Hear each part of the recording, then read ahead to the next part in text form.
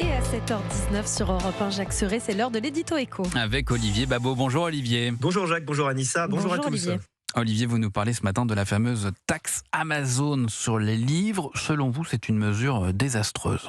Oui Jacques, c'est un parfait exemple de cette manie française, croire qu'on peut protéger une activité en rendant le produit plus cher pour tout le monde.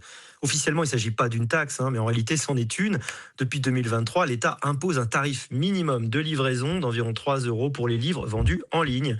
Autrement dit, il est interdit de proposer la livraison gratuite, même lorsque les plateformes sont capables d'en absorber le coût grâce à leur logistique. L'objectif était de protéger les librairies indépendantes. Ah oui, l'intention paraît louable, mais le mécanisme est profondément paradoxal. On prétend défendre la lecture en renchérissant l'accès aux livres.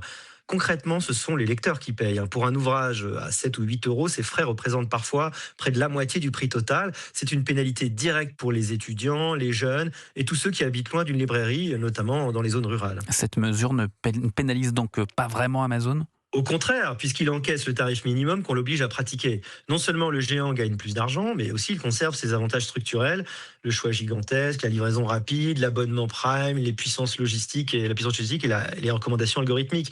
3 € ne changent rien à son modèle économique. En revanche, il change beaucoup du point de vue d'un lecteur occasionnel qui doit payer. Et les librairies, y gagnent-elles vraiment ? Pas autant qu'on l'imagine. Le vrai concurrent des libraires aujourd'hui, c'est pas Amazon, ce sont les écrans. Netflix, TikTok, les jeux vidéo. Le combat central n'est plus celui du canal de vente, mais celui du temps d'attention.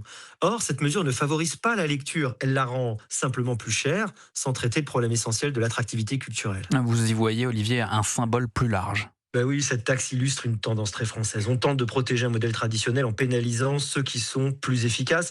On préfère freiner l'innovation plutôt que renforcer la compétitivité. Au final, on fait payer le consommateur qui devrait pourtant être le premier bénéficiaire de toute politique économique. Il y a de quoi être en colère. Les chiffres du Centre national du livre montrent année après année un effondrement de la lecture.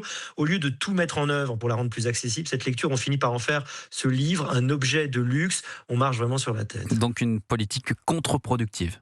Exactement. Sous couvert de protection culturelle, on rigidifie le marché, on affaiblit l'accès aux livres, on se donne l'illusion d'avoir résisté au changement.